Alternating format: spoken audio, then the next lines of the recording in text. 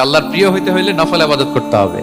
কি কি নফল ইবাদত করে আল্লাহ তাআলার প্রিয় হতে পারে আমি দুই একটি আপনাদের সাথে শেয়ার করব ইনশাআল্লাহ। এক নাম্বার, আল্লাহর কোরআনের তেলাওয়াত। এটা আল্লাহর বাণী। কোরআন তেলাওয়াত মানে আল্লাহর সাথে কথা বলা।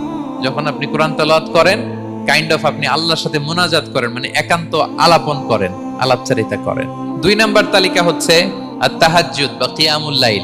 দুই রাকাত করে মাঝরাতে যে সালাতটা বিষ্ণু সাল্লাল্লাহু আলাইহি ওয়াসাল্লাম পড়তেন, এটাকে বলে কিয়ামুল লাইল বা তাহাজ্জুদ।